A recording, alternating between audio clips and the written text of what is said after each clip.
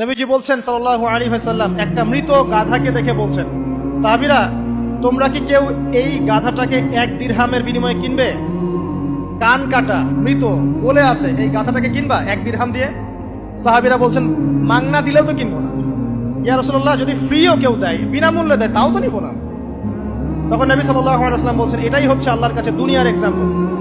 ওই মৃত গাধা তোমাদের কাছে যতটা না ইম্পর্টেন্ট, যতটুকু মূল্য রাখে, আল্লাহর কাছে এই দুনিয়া তার চেয়েও কম মূল্য রাখে। তো এই দুনিয়াতে তো সব ফয়সালা হবে না। আমরা তো হতাশ হয়ে যাই না যে দুনিয়াতে এমন কেন, এটা কেন, ওইটা কেন। দুনিয়া এটারই জায়গা। দুনিয়া সবকিছুর কনক্লুশনের জায়গা না, সবকিছুর পরিসমাপ্তির জায়গা হচ্ছে কিয়ামতের মাঠ। ওই দিন যে সফল সে সফল, যে ব্যর্থ সে ব্যর্থ। দুনিয়ার বাড়ি গাড়ি, স্ট্যাটাস, চাকরি বাকরি, ইজ্জত সম্মান, এটা সাফল্য ব্যর্থতার মানদণ্ড নয়, চূড়ান্ত মানদণ্ড নয়। চূড়ান্ত মানদণ্ড কি? ফামান যুহজিহা আনিন নার ওয়া উদখিলাল জান্নাহ ফাকাদ ফাজ। যাকে জাহান্নাম থেকে বাঁচানো হবে, জান্নাতে প্রবেশ করানো হবে, পুলসিরাত পার হতে পারবে, এই একমাত্র ব্যক্তি সফল। সাফল্যের সংজ্ঞাটা জেনে রাখবেন, তাহলে আপনি দুনিয়াতে হতাশ হবেন না ইনশাআল্লাহ। এবার কি হলো, যখন আদম আলাইহিস সালাম সমস্ত নাম শিক্ষা দেওয়া সমস্ত নাম বলে দিলেন, এখানে নাম মানে কিন্তু খালি নাম নয়, জ্ঞান বলে দিলেন, তখন আল্লাহ রাব্বুল আলামিন ফেরেশতাদেরকে বললেন, তোমরা সবাই এখন আদমকে সিজদা করো। ওয়া ইয কুলনা লিল মালাইকাতি ইসজুদু লি আদম। আল্লাহ পাক এবার বলছেন, আমি সমস্ত মালায়েকাকে বললাম তোমরা আদমকে সিজদা করো। ফাসাজাদু, সবাই সিজদা করলো, ইল্লা ইবলিস, ইবলিস সিজদা করলো না। কেন করলে না? ইবলিসকে বলা হচ্ছে, ইয়া ইবলিস মা মানাকা আল্লা তাসজুদা ইয আমারতুক। তোমাকে কে নিষেধ করলো সিজদা করতে ওই আদমকে যাকে আমি আদেশ করেছি? কে নিষেধ করলো? তখন ইবলিস বলছে, খলাকতানি মিন নার ওয়া খলাকতাহু মিন তিন। আমাকে সৃষ্টি করেছেন আগুন দিয়ে আর আদমকে সৃষ্টি করেছেন মাটি দিয়ে, আমি কিভাবে তাকে সিজদা করতে পারি? ইবলিস বলতে চাইলো যে আপনি যে বলছেন আদমকে সিজদা করো, আদম তো মাটির তৈরি, আমি তো আগুনের তৈরি, তাহলে আপনি ভুল বলছেন। নাউজুবিল্লাহ। আগুন কেন মাটির সামনে নত হবে? মাটি আগুনের সামনে নত হওয়া উচিত। তার কেয়াস হচ্ছে এমন। কেয়াস মানে কি? তার এটা কি? হ্যাঁ, তার এটা যুক্তি, তার এটা যুক্তি এবং দর্শন যে আমি কেন তাকে সিজদা করব? আমি তো আগুনের তৈরি আর আদম হচ্ছে মাটির তৈরি। তো খলাকতাহু মিন নার ওয়া খলাকতানি মিন তিন, খলাকতানি মিন নার ওয়া খলাকতাহু মিন তিন। আমাকে সৃষ্টি করেছেন আগুন দিয়ে, আদমকে সৃষ্টি করেছেন মাটি দিয়ে। আবা ওয়াস্তাকবারা, আল্লাহ পাক বলছেন সে উদ্ধত হলো এবং অহংকার প্রদর্শন করল। আর আল্লাহ পাক অনেক কিছু মাফ করে দেন, কিছু কিছু বিষয় আল্লাহ পাক মোটেই পছন্দ করেন। তার মধ্যে একটা হচ্ছে অহংকার, তার মধ্যে একটা হচ্ছে শিরক, তার মধ্যে একটা হচ্ছে অন্যের হক নষ্ট করা, তার মধ্যে একটা হচ্ছে আদম সন্তানকে হত্যা করা, তার মধ্যে একটা হচ্ছে বৃদ্ধ বয়সে ব্যভিচার করা, তার মধ্যে একটা হচ্ছে মুরতাদ হয়ে যাওয়া। ওই যে খ্রিস্টান হয়ে যাচ্ছেন না, খালি মরেন তারপর বুঝবেন, খালি মালাকুল মউত আসুক তারপর বুঝবেন। আল্লাহ রাব্বুল আলামিন বলছেন তার রাসূলের মাধ্যমে, কেউ যদি সাক্ষ্য দেয় আল্লাহ ছাড়া কোনো মাবুদ নাই, মুহাম্মদ সাল্লাল্লাহু আলাইহি ওয়াসাল্লাম শেষ নবী, ঈসা ইবনে মারইয়াম আল্লাহর প্রেরিত নবী, আল্লাহর পুত্র নন, জান্নাত সত্য এবং জাহান্নাম সত্য, এই 5টা বিষয় যদি কেউ সাক্ষ্য দেয়, ইনশাআল্লাহ সে জান্নাতে যাবে, তার আমল যেমনই হোক না। টাকার বিনিময়ে, চাকরির বিনিময়ে, সমাজ সেবার নামে আর চিকিৎসার নামে ঈমান বিক্রি করে ফেললেন। সুবহানাল্লাহ, সুবহানাল্লাহ। তোমাদের এই পৃথিবীতে বেঁচে থাকার চাইতে মাটির তলে চলে যাওয়া ভালো। আবর্জনার কোনো প্রয়োজন নাই আল্লাহর এই জমিনে। এই মুসলিম উম্মার আবর্জনার কোনো প্রয়োজন নাই। এই মুসলিম উম্মার ইমানদার সাহসী তরুণ প্রজন্মের দরকার। আল্লাহ পাক কবুল করুন, আমিন। এরপরে কি হলো? ইবলিস সিজদা করলো না, আবা ওয়াস্তাকবার, সে উদ্ধত হলো এবং অহংকার প্রদর্শন করলো। এবার আল্লাহ পাক জিজ্ঞাসা করলেন, কেন করলে না? কেন করলে না? সে বললো যে আগুন দিয়ে সৃষ্টি করেছেন আমাকে, তাকে সৃষ্টি করেছেন আপনি মাটি দিয়ে, সো আপনি ভুল, আমি সঠিক, আমি কেন তাকে সিজদা করব? আল্লাহ পাক তখন আর তার প্রতি রহম করলেন না। আল্লাহ পাক তখন তাকে বলছেন, ফাখরুজ মিনহা, এখান থেকে বেরো। আল্লাহ পাক যেমন গফুর রহিম, আরহামুর রহিমিন, ঠিক তেমনি আল্লাহ পাক শাদীদুল ইকাব, কঠিন শাস্তি দাতাও বটে। আল্লাহ পাক শুধু কি দয়াই করবেন, শাস্তি দিবেন না? দিবেন। ফাখরুজ, অপদস্থ হয়ে, লাঞ্ছিত হয়ে এখান থেকে বের হয়ে যাও। এখানে অহংকার করার অধিকার তোমাকে দেওয়া হয় না, এখান থেকে বের হয়ে যাও। এবার ইবলিস বের হয়ে যাচ্ছে। বের হয়ে যাওয়ার সময় ইবলিস বলছে রব্বি। কি বলছে? রব্বি। দেখেন, ইবলিস আল্লাহকে বলছে রব্বি। মানে ইবলিস আস্তিক। ইবলিস কি আস্তিক? ইবলিস আল্লাহ বিশ্বাস করে। ইবলিস বলছে রব্বি, হে আমার রব, আনজিরনি ইলা ইয়াউমি ইউবআসুন, আমাকে কিয়ামত দিবস পর্যন্ত অবকাশ দেন। আমাকে তো বের করে দিচ্ছেন, ঠিক আছে, আমাকে কিয়ামত দিবস পর্যন্ত অবকাশ দেন। শব্দ চয়ন হচ্ছে রব্বি, হে আমার রব। মানে ইবলিস কিন্তু নাস্তিক না। তাহলে এখন যারা এই যে এথিজমে বিশ্বাস করছেন, আসলে এরা কেউ নাস্তিক না, এরা ইসলাম বিদ্বেষী। কখনো দেখবেন না তাদেরকে অন্য ধর্মের কোনো বিষয় নিয়ে কটু মন্তব্য করছে, প্রশ্ন উত্থাপন করছে, এমনটা খুব কমই দেখবেন। এতে যত মাথা ব্যথা ইসলাম নিয়ে। এখানে দেখেন ইবলিসের কথা বলছি, ইবলিস কিন্তু আস্তিক। ইবলিস কি বলছে? রব্বি আনজিরনি ইলা ইয়াউমি ইউবআসুন, হে আমার রব। ইবলিস জানে যে আল্লাহ তার রব। ওই যে সূরা হাশরের শেষের দিকে পড়ে দেখবেন ইবলিস বলে উকফুর, তোমরা কুফরি করো। তারপরে মানুষ যখন কুফরি করে সে বলে আমি ইন্নী আখাফুল্লাহ রাব্বাল আলামিন, আমি আল্লাহকে ভয় করি যে জগৎ সমূহের প্রতিপালক। শয়তানকে মানুষকে জিজ্ঞাসা করবে জাহান্নামীরা, তুমি আমাদেরকে পথভ্রষ্ট করেছো। শয়তান বলবে আমি কিচ্ছু করি নাই, আমি তোমাদেরকে কোনো কাজে ফোর্স করি নাই, আমি শুধু তোমাদেরকে ওয়াসওয়াসা দিয়েছি, তোমরা নিজেরাই কাজ করছো। ফালা তালুমুনি ওয়ালুমু আনফুসাকুম, সূরা ইব্রাহিম পড়ে দেখেন। শয়তান বলবে তোমরা আমাকে লানত করো না, নিজেদেরকেই লানত করো, আমি তো তোমাদেরকে বাধ্য করে কাজ করাই নাই, তোমরা নিজেরাই করেছো এই কাজ। আসুন সামনে যাই। এবার আল্লাহ পাক যখন ইবলিসকে বের করে দিলেন, সে বলছে আমাকে কিয়ামত পর্যন্ত অবকাশ দিন। কিয়ামত পর্যন্ত অবকাশ নিয়ে ইবলিস কি করবে? উত্তর, ইবলিস বলছে ফাবিমা আগওয়াইতানি, হে আল্লাহ, যে কারণে বা যে আদমের কারণে আপনি আমাকে এখান থেকে বের করে দিলেন, লাআকউদান্না লাহুম সিরাতাকাল মুস্তাকিম, আমি সে আদম সন্তানের সরল পথে ওত পেতে বসে থাকবো। শয়তানের কথা কি মনে থাকবে যুবক ভাইরা? শয়তানের চ্যালেঞ্জ কি? আমি আদম সন্তানের সরল পথে ওত পেতে বসে থাকবো, মানে আমার আপনার সবার পথে সে ওত পেতে বসে আছে। এটা যদি মাথায় থাকে তাহলে জীবনে চলা সহজ হয় না? আর কি করবো?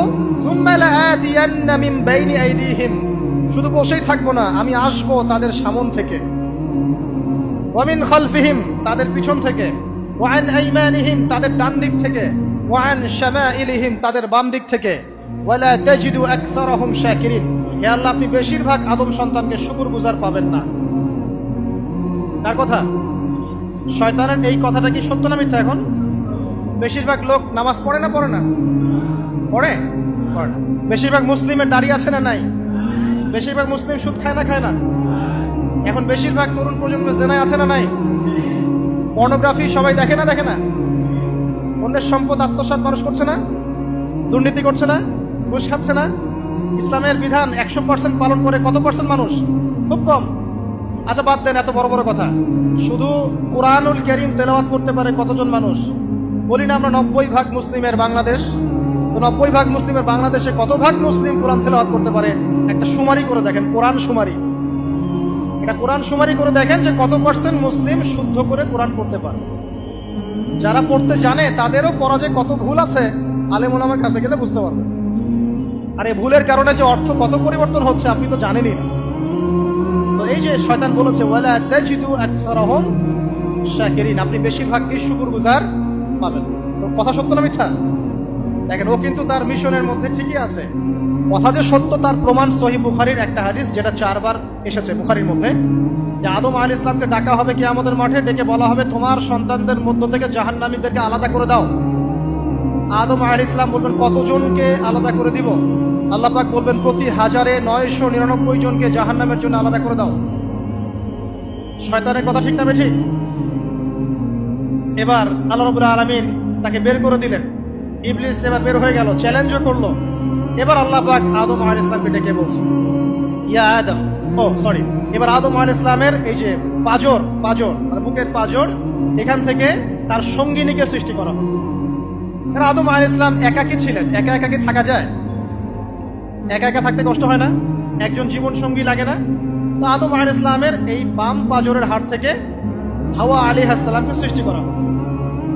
সৃষ্টি করার পর আরো একটা ঘটনা আছে যে আল্লাহ রাব্বুল আলামিন আদম আলাইহিস সালামের পিঠের যে অংশটুকু আছে, এই অংশটুকু থেকে আগামীতে যত আদম সন্তান আসবে সবাইকে ছোট ছোট পিঁপড়ার আকৃতিতে সামনে নিয়ে দেখালেন। সুবহানাল্লাহ। যত আদম সন্তান আসবে আল্লাহ পাক সবাইকে আদমের সামনে দেখালেন। এবং বললেন এই যে শুভ্র অংশ যারা, মানে সাদা অংশ যারা, তারা তোমার সন্তানদের মধ্য থেকে সবাই জান্নাতি। আর তোমার এই যে বাম পাশে যেগুলো কালো কালো ছোট ছোট আকৃতি দেখছো, এগুলো সব তোমার সন্তানদের মধ্য থেকে জাহান্নামী। আমরা দোয়া করি আমরা তাদের অন্তর্ভুক্ত না হই। এবার আল্লাহ পাক সবাইকে বললেন, সূরা আরাফের মধ্যে আসছে 182 নম্বর আয়াতে মনে হয়, আল্লাহ পাক বলেন আলাস্তু বিরব্বিকুম, হে আদমের সন্তানরা, আমি কি তোমার রব নই? আমি কি তোমাদের রব নই?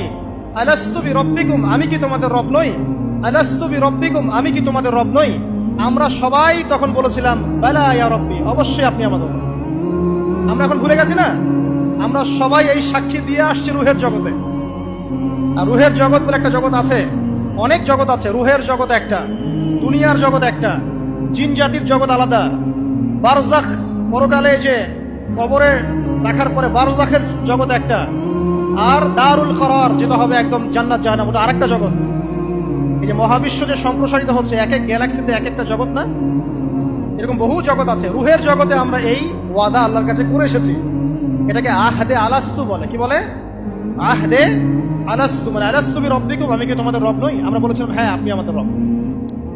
একটা মজার কথা আছে এখানে, যখন আদম আলাইহিস সালাম দেখছিলেন তার সন্তানদেরকে সাদা সাদা আকৃতি ছোট ছোট, এর মধ্যে একটা সন্তানকে দেখে, একজন সন্তানকে দেখে তার প্রচন্ড ভালো লেগেছিল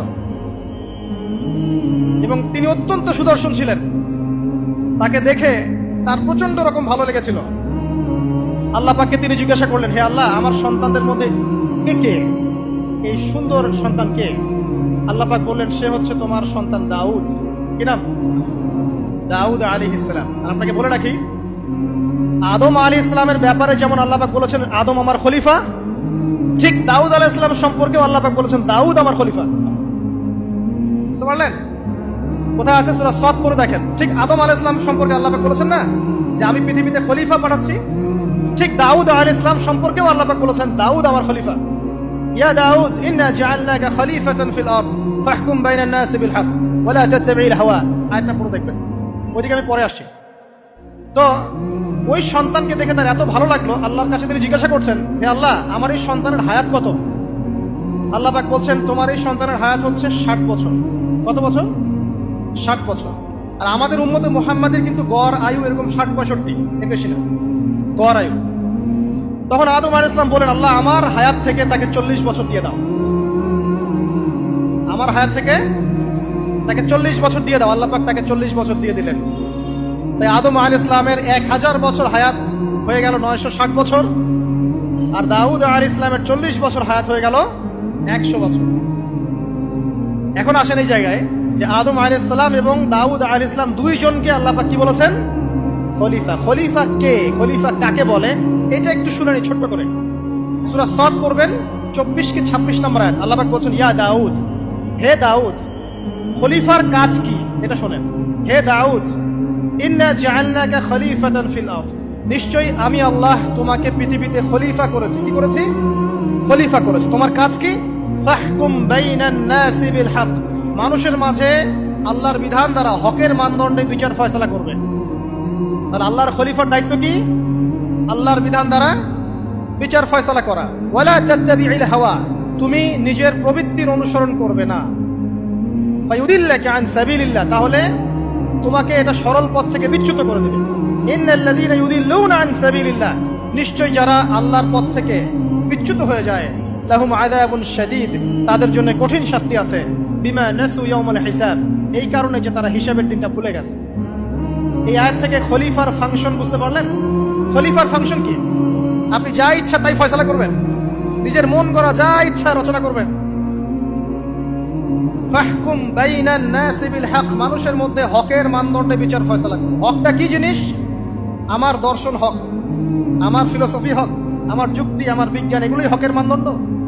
হকের মানদণ্ড কি? কোথায় উত্তর আছে? কোরআনেই উত্তর আছে। কোন সূরা? সূরা কাহফ। কত নম্বর আয়াত?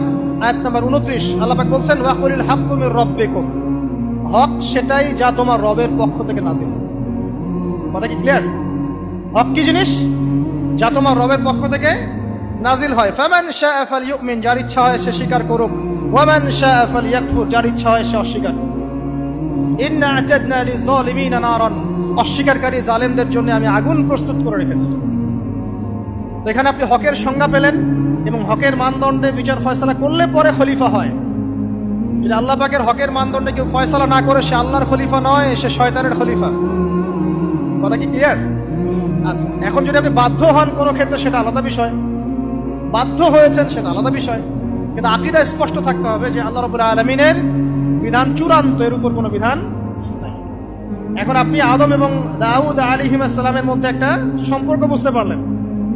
এবার আল্লাহ পাক আদম আলাইহিস সালামকে ডাকলেন, ডেকে বলছেন, আদম এবং হাওয়া, তোমরা দুজন উসকুন আনতা ওয়া যাওজুকাল জান্নাহ, এবার তুমি আর তোমার স্ত্রী হাওয়া তোমরা জান্নাতে থাকো। ফাকুলা মিনহা রাগাদান হাইথু শি'তুমা, জান্নাতের যেখান থেকে ইচ্ছা তোমরা ফল খাও বা যা ইচ্ছা তাই করো, সবকিছু উন্মুক্ত তোমাদের জন্য জান্নাতে। একটা বিষয়, ওয়ালা তাকরাবা হাদিহিশ শাজারা, এই যে গাছটা দেখছো এই গাছের কাছেও যাবে না। এখানে শব্দ এমন না যে গাছের ফল খাবে না, শব্দ হচ্ছে এমন গাছের কাছেও যাবে না। যেমন ওয়ালা তাকরাবু জিনা, জিনা করবে না আল্লাহ পাক বলেননি, বলেছেন জিনার কাছেও যাবে না। ওয়ালা তাকরাবু মাল আল ইয়াতীম, ইয়াতীমের মাল খাবে না আল্লাহ পাক বলেন নাই, আল্লাহ বলছেন ইয়াতীমের মালের কাছেও যেও না। আমি কি বুঝাতে পারছি? এই গাছের কাছেও যেও না। এবার জান্নাতে তারা থাকতে লাগলেন। এবার ইবলিস তো আর হাল ছেড়ে দেয় নাই, সে কি বলেছিল, ডান বাম সামন পিছন সব দিক থেকে আসবে। সে এসে ওয়াসওয়াসা দেয়। কি ওয়াসওয়াসা দেয়? হে আদম হাল আদুল্লুকা, আমি কি তোমাকে বলে দিব, আলা শাজারাতিল খুলদ ওয়া মুলকিন লা ইয়াবলা, হে আদম আমি কি তোমাকে বলে দিব এমন একটা গাছের কথা যেই গাছের ফল খেলে পরে তুমি চিরস্থায়ী জীবন লাভ করবে, কোনোদিন মারা যাবে না। এই চিরস্থায়িত্বের টোপ দিচ্ছে কে? এই চিরস্থায়ী ক্ষমতার টোপে মানুষ পথ হারাচ্ছে না পৃথিবীতে। ওয়া মুলকিন লা ইয়াবলা, এমন রাজত্ব পাবে যেই রাজত্ব কখনো ক্ষয় হবে না। চিরস্থায়িত্বের টোপ, রাজত্বের টোপ, এই দুটোই হচ্ছে পৃথিবীতে মানুষকে পথভ্রষ্ট করার শয়তানের অস্ত্র। কথা মনে বুঝতে পারেন না? আমার মাথার উপর দিয়ে যাচ্ছে, বুঝতে পারবে ইনশাআল্লাহ। তো টোপ দিচ্ছে দুইটা, হাল আদুল্লুকা আলা শাজারাতিল খুলদ ওয়া মুলকিন লা ইয়াবলা। করতে করতে করতে করতে একদিন সত্যি সত্যি আমাদের পিতামাতা সেই গাছের কাছে চলে গেলেন। যখনই চলে গেলেন, ফালাম্মা যাকা শাজারা, যখন তারা গাছের কাছে চলে গেলেন, বাদাত লাহুমা সাওআতিহিমা, তাদের পরনে যে জান্নাতি কাপড় ছিল ধাপাস করে খুলে পড়ে গেল। ইন্না লিল্লাহি ওয়া ইন্না ইলাইহি রাজিউন। আমাদের পিতামাতাকে পুরো মহাবিশ্বে ফেরেশতাদের সামনে জান্নাতে নগ্ন করে দিল ইবলিস। আমি মনে বুঝাতে ব্যর্থ হচ্ছি। আমাদের পিতামাতাকে জান্নাতে ফেরেশতাদের সামনে, সবার সামনে নগ্ন করে কাপড় খুলে ফেললো কে? ইবলিস। তো এখন যে কাপড় খোলার সংস্কৃতি চলছে, কারা এরা? ওরা জিন শয়তান, এগুলো মানুষ শয়তান। শয়তান দুই প্রকার, মিনাল জিন্নাতি ওয়ান নাস, জিন শয়তান আর মানুষ শয়তান। ওই জিন শয়তান এদেরকে ওয়াসওয়াসা দিয়ে দিয়ে নগ্ন করেছে। এরা এখন নগ্নতার আন্দোলন শুরু করেছে এবং আমি জানি কয়দিন পরে এটা বিকিনি পরেও ঘুরবে। অবাক হচ্ছেন? কিয়ামতের আলামতের মধ্যে অন্যতম হচ্ছে মানুষ রাস্তার ধারে ধারে জেনা করবে, রাস্তার মনে মনে জেনা হবে। তখনকার সবচেয়ে ভালো মানুষ হবে সেই ব্যক্তি যে গিয়ে বলবে, বাবা তোমরা জেনা করছো, এই দেয়ালের পিছনে গিয়ে করতে পারলা না, সে হবে সবচেয়ে ভালো মানুষ। এই যে কাপড় খোলার সংস্কৃতি শুরু হয়েছে, এটা কার সংস্কৃতি? বাদাত লাহুমা সাওআতিহিমা। আল্লাহ পাক আরো বলছেন, ইয়া বানি আদম, হে আদম সন্তান, লা ইয়াফতিনান্নাকুমুশ শাইতান, শয়তান যেন তোমাদেরকে ফিতনায় ফেলতে না পারে। কামা আখরাজা আবাওয়াইকুম মিনাল জান্নাহ, ঠিক যেভাবে শয়তান তোমাদের পিতামাতাকে জান্নাত থেকে বের করে দিয়েছিল। আর কি করেছিল? কামা আখরাজা আবাওয়াইকুম মিনাল জান্নাহ ইয়ানজিউ আনহুমা লিবাসাহুমা, শয়তান তোমাদের পিতামাতার লেবাস পোশাক খুলে ফেলেছিল। ঠিক এভাবেই যেন পৃথিবীতে শয়তান তোমাদেরকে ফিতনায় ফেলতে না পারে, আল্লাহ পাক সতর্ক করছেন। এখন কি বুঝতে পারছেন? এই নগ্নতার যে 6 লাভ, নগ্নতা, অশ্লীলতা, পর্নোগ্রাফি, বেহায়াপনা, ফ্রি মিক্সিং, নারীদেরকে নগ্ন করে রাস্তায় বের করে নিয়ে আসা, এগুলো কার এজেন্ডা? শয়তানের এজেন্ডা। এর উপর কোনো কথা নাই, কারণ কোরআনের উপর কোনো সত্য নাই। এগুলোর উপরে কোনো কথা হবে না, বিকজ কোরআনের উপর কোনো সত্য নাই। আছে? নাই। কোরআনে আল্লাহ পাক বলেছেন যে শয়তান ফিতনায় ফেলেছিল, ইয়ানজিউ আনহুমা লিবাসাহুমা, শয়তান তোমাদের পিতামাতার লেবাস খুলে ফেলে দিয়েছিল। ওয়া তাফিকা ইয়াখতিফানি আলাইহিমা মিন ওয়ারাকিল জান্নাহ, তখন আমাদের পিতামাতা জান্নাতের গাছের যে এই যে পাতাগুলো আছে এগুলো ছিঁড়ে ছিঁড়ে লজ্জাস্থান থাকতে লাগলেন। ইন্না লিল্লাহ। আমাদের পিতামাতার কি দুর্দশা হয়েছিল, আমাদের পিতামাতার কি দুর্দশা, কি লজ্জা হয়েছিল তখন। চিন্তা করে দেখেন, শয়তান কাপড় খুলে ফেলে দিয়েছে। আর আমাদের পিতামাতা, আমাদের মা, আমাদের বাবা জান্নাতের এই যে পাতাগুলো ছিঁড়ে ছিঁড়ে গায়ের লজ্জাস্থান ঢাকা শুরু করেছেন, কি পরিমাণ লজ্জা চিন্তা করেন। আপনাকে যদি এখানে কেউ নগ্ন করে ফেলে, আপনি যদি না চান বিষয়টা, সবাই জোর করে আপনার কাপড় খুলে ফেলে, আপনার কেমন লাগবে? কেমন লাগবে? এই ঘটনা ঘটেছে মহাবিশ্বে, শয়তান ঘটিয়েছে। এরপর আল্লাহ পাক ডাকলেন, ডেকে বলছেন, ইয়া আদম, হে আদম, আলাম আনহাকুমা আন তিলকুমা শাজারা, হে আদম, আমি কি তোমাদেরকে দুজনকে নিষেধ করি নাই যে গাছের কাছে যাবে না? আমি কি তোমাদের দুজনকে নিষেধ করি নাই যে তোমরা গাছের কাছে যাবে না? তখন আদম আলাইহিস সালাম বুঝতে পারলেন যে তারা একটা বড় ভুল করে ফেলেছে। তারপর আল্লাহ রাব্বুল আলামিন দয়া পরবশ হয়ে আদম এবং হাওয়া আলাইহিস সালামকে কালিমা শিক্ষা দিলেন, তওবার কালিমা, যেই কালিমা দিয়ে তারা তওবা করতে পারেন। সেই কালিমা হচ্ছে রব্বানা যালামনা আনফুসানা ওয়া ইল্লাম তাগফির লানা ওয়া তারহামনা লানাকুনান্না মিনাল খাসিরিন। এই দোয়া শিখে নিয়ে আদম এবং হাওয়া আলাইহিস সালাম তওবা করলেন। আল্লাহ পাক তাদের তওবা কবুল করে মাফ করে দিলেন। কিন্তু জান্নাতে আর থাকা হলো না। আল্লাহ পাক বলেন, কুল নাহবিতু মিনহা জামিআ, এবার তোমরা সবাই মিলে এখন পৃথিবীতে নেমে যাও। আল্লাহ মাফ করে দিলেন, কিন্তু তোমরা এখন পৃথিবীতে নেমে যাও, জান্নাতে আর থাকা হবে না। খেয়াল করে দেখেন, ইবলিসও আল্লাহর আদেশ মানে নাই। আল্লাহ বলেছেন সেজদা করো, ইবলিস কিন্তু করে নাই। আবার আমাদের পিতা আদম আলাইহিস সালামকে আল্লাহ পাক বলেছেন গাছের কাছে যেও না, তারা চলে গেছেন। দুটোই কি অবাধ্যতা নয়? তাহলে ইবলিসকে চিরস্থায়ী জাহান্নামী করা হলো, আদম সন্তানকে কেন করা হলো না? উত্তর, আদম সন্তান আদম আলাইহিস সালাম তওবা করে ফিরে এসেছে, ইবলিস আসে নাই। তাই আমাদের দ্বারা পদে পদে ভুল হবেই, তওবা করে ফিরে আসলেই গুনাহ মাফ ইনশাআল্লাহ। আর যদি ইবলিসের মতো গুনার উপর গুনাহ করতেই থাকেন আর বলেন যে আমি ঠিক কাজ করছি, তাহলে ইনশাআল্লাহ ওই যে জাহান্নাম অপেক্ষা করছে। ইবলিস থেকে আল্লাহ পাক বললেন যে তুমি এবং তোমার অনুসারী যারাই থাকবে সবাইকে দিয়ে লাআমলাআন্না জাহান্নামা মিনকুম আজমাইন, তোমাদের সবাইকে দিয়ে আমি জাহান্নাম পরিপূর্ণ করব। নাউযুবিল্লাহ। এবার সবাই পৃথিবীতে নেমে আসলো। পৃথিবীতে এসেই কি আল্লাহ পাক ছেড়ে দিলেন? না, আল্লাহ রাব্বুল আলামিন বলছেন, কুল নাহবিতু মিনহা জামিআ, তোমরা পৃথিবীতে নেমে যাও। ফাইম্মা ইয়াতিয়ান্নাকুম মিন্নি হুদান, দুনিয়াতে যাচ্ছ যাও, তবে মনে রেখো যে আমার পক্ষ থেকে তোমাদের কাছে হেদায়েতের বাণী আসবে। আমার পক্ষ থেকে তোমাদের কাছে হেদায়েতের বাণী আসবে। ফামান তাবিআ হুদায়া ফালা খাউফুন আলাইহিম ওয়ালা হুম ইয়াহজানুন, যারা আমার হেদায়েতের বাণীগুলো মেনে চলবে তাদের কোনো ভয় নাই, কোনো দুশ্চিন্তাও নাই। ওয়াল্লাযীনা কাফারু ওয়া কাযযাবু বিআয়াতিনা, কিন্তু যারা আমার আয়াতকে কুফরি করবে, মিথ্যা প্রতিপন্ন করবে, ফাউলাইকা আসহাবুন নার, তারা হবে জাহান্নামের অধিবাসী। হুম ফিহা খালিদুন, তারা সেখানে চিরস্থায়ী হবে। এই সহজ সরল জীবন দর্শন দিয়ে আল্লাহ পাক পৃথিবীতে পাঠিয়ে দেন। এবার শুরু হলো পৃথিবীতে পথ চলা। পৃথিবীতে পথ চলার ক্ষেত্রে অনেক কিছু সৃষ্টি করতে হলো, আবিষ্কার, কৃষিকাজ, এটা ওটা সবকিছু। আদম আলাইহিস সালামকে আল্লাহ পাক সেই জ্ঞান ওহীর মাধ্যমে শিক্ষা দিলেন। কৃষিকাজ আল্লাহ পাক শিক্ষা দিয়েছেন, চাকা সৃষ্টি করা আল্লাহ পাক শিক্ষা দিয়েছেন, বাহন সৃষ্টি করা আল্লাহ পাক শিক্ষা দিয়েছেন। যত রকম জ্ঞান আছে সমস্ত জ্ঞান এসেছে নবীদের পক্ষ থেকে। সবকিছু জ্ঞানের মূল ভিত্তি এসেছে নবীদের কাছ থেকে, আল্লাহর ওহীর কাছ থেকে। যত সভ্যতা দেখছেন বড় বড়, সমস্ত সভ্যতা শুরু হয়েছে নবী দ্বারা, এবং সভ্যতা শেষও হবে একজন নবী দ্বারা। তার নাম কি? ঈসা ইবনে মারইয়াম। আদম আলাইহিস সালাম আল্লাহর দেয়া শিক্ষায় শিক্ষিত হয়ে দুনিয়াতে চলতে লাগলেন এবং তওবা ইস্তেগফার করতে লাগলেন, কাঁদতে লাগলেন। দীর্ঘকাল তারা ক্রন্দন করেছেন। কি কারণে? ওই যে একটা ভুল তারা করে ফেলেছে। দুনিয়াতে এসে ক্রন্দন করতে করতে করতে করতে আল্লাহ রাব্বুল আলামিন এক পর্যায়ে তওবা কবুল করে ফেললেন। এবার সামনে যান, তাদের সন্তান হলো হাবিল এবং কাবিল। নাম শুনেছেন? শোনেন নাই? হাবিলের কুরবানি কবুল হয়, কাবিলের কুরবানি কবুল হচ্ছে না। বিকজ কাবিল এর কুরবানির মধ্যে ইখলাস নাই। ভাইয়ের কুরবানি কেন কবুল হচ্ছে, আমারটা কেন হচ্ছে না? হিংসার বশবর্তী হয়ে কাবিল হাবিলকে হত্যা করে ফেললো। নবী পরিবারের সদস্য হয়েও কাবিল এরকম অন্যায় করে ফেলল। আর কি হলো? রাসূল সাল্লাল্লাহু আলাইহি সাল্লাম বলেছেন, পৃথিবীতে যত মানুষ অন্যায়ভাবে নিহত হবে, পৃথিবীতে যত মানুষ অন্যায়ভাবে খুন হবে, সমস্ত খুনের পাপের একটা অংশ কাবিলের আমলনামায় যুক্ত হবে। কারণ সেই প্রথম খুন চালু করেছে। এই যে আজকে গুনাহে জারিয়া চালু করছেন না, সুদী এনজিও, সুদী সমিতি, সিনেমা হল, এইটা ওইটা, মদের বার, যত গুনাহে জারিয়া চালু করছেন, মৃত্যু হবে, কবরে যাবেন ঠিকই, কিন্তু গুনাহ কমবে না ইনশাআল্লাহ। মনে করেন একজন নগ্ন ছবিতে অভিনয় করেছে, ঠিক আছে? এখন নাই পৃথিবীতে, বা কেউ অশ্লীল গান বাজনা করে দুনিয়া থেকে বিদায় নিয়েছে, দুনিয়াতে তার গান এখনো বাজছে, সে কবরে শুয়ে শুয়েই সেই গোনাগুলো পাচ্ছে।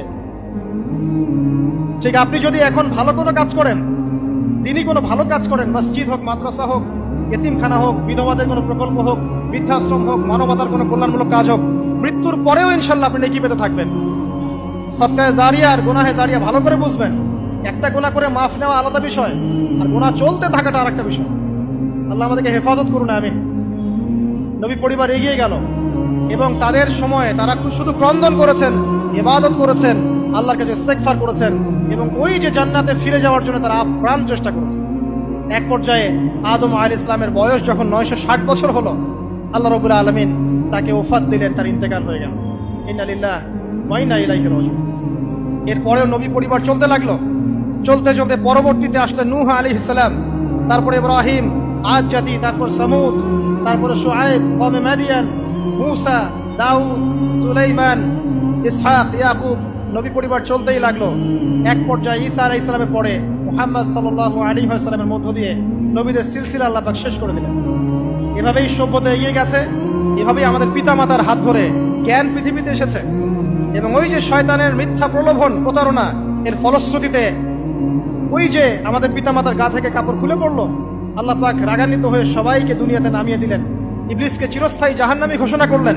কিন্তু আমাদের পিতামাতার ক্রন্দন, তওবা, ইস্তেগফার, আমলের বদৌলতে, আল্লাহর রহমতে আল্লাহ পাক পিতামাতাকে মাফ করে দিলেন। এভাবেই মানব জাতি এগিয়ে যাচ্ছে। আজকে আমরা এই পর্যায়ে পর্যন্ত এসেছি। আদম আলাইহিস সালামের এই সংক্ষিপ্ত জীবনী থেকে আমরা কি শিখলাম? আমরা শিখলাম যে আল্লাহ রাব্বুল আলামিন অনেক ভালোবেসে, অনেক মহব্বত করে, মমতা দিয়ে, মায়া দিয়ে নিজের হাতে আমাদের পিতাকে সৃষ্টি করেছেন। এক, দুই, আমাদের পিতাকে আল্লাহ রাব্বুল আলামিন তার পক্ষ থেকে জ্ঞান শিক্ষা দিয়েছেন। এই কারণে আদম সন্তানরা জন্ম থেকেই দেখবেন কিছু না কিছু জ্ঞানে জ্ঞানী হয়েই থাকে। জ্ঞান আপনার ডিএনএর মধ্যে থাকেই। আল্লাহ রাব্বুল আলামিন আদম আলাইহিস সালামের মধ্যে রূহ ফুঁকে দিয়েছেন। আল্লাহ রাব্বুল আলামিন আদম আলাইহিস সালামকে জান্নাতে রেখেছেন। আল্লাহ রাব্বুল আলামিন গাছের কাছে যাওয়ার পরেও তওবা ইস্তেগফারের মধ্য দিয়ে তাকে মাফও করে দিয়েছেন। আল্লাহ রাব্বুল আলামিন আদম এবং হাওয়া আলাইহিস সালামের মধ্য দিয়ে এই পৃথিবীতে মানব জাতির সিলসিলা অব্যাহত রেখেছেন এবং কিয়ামত পর্যন্ত যত আদম সন্তান আসবে তাদের জন্য আল্লাহ পাক তার পক্ষ থেকে হেদায়েত প্রেরণ করেছেন। এক যুগে তাওরাত এসেছে, কখনো জাবুর, কখনো ইনজিল, কখনো কোরআন, সর্বশেষ টেস্টামেন্ট হিসেবে কোরআন এসেছে। এখন যদি এই ওহীর বাণী, কোরআন এবং এর ব্যাখ্যা, হাদিস আমরা মেনে চলি, ইনশাআল্লাহ তাআলা আমরা আবার সেই জান্নাতে ফিরে যাব যেখান থেকে আমাদেরকে নামিয়ে দেওয়া হয়েছে। আর যদি আমরা কোরআন এবং হাদিস বা আল্লাহর ওহীর পরোয়া না করি, এর আলোকে জীবন না করি, তাহলে ওই ইবলিসের সাথেই আমাদেরকে জাহান্নামে থাকতে হবে। না, আউযুবিল্লাহ। আল্লাহ রাব্বুল আলামিন আমাদের সবাইকে কোরআন এবং সুন্নাহ, আল্লাহর ওহী মেনে চলার তৌফিক দান করুন এবং ইবলিসের খপ্পর থেকে আল্লাহ পাক আমাদেরকে বাঁচিয়ে রাখুন। ইবলিসের যত এজেন্ট আছে, ওদের যে দুরভিসন্ধি, ষড়যন্ত্র এবং শয়তানি ফাঁদ, এগুলো থেকে আল্লাহ পাক আমাদেরকে, আমাদের মা বোনদেরকে, আমাদের পরিবারের সদস্যদেরকে, আমাদের সমাজকে, রাষ্ট্রকে আল্লাহ পাক হেফাজত করুন, বাঁচিয়ে রাখুন, আমিন।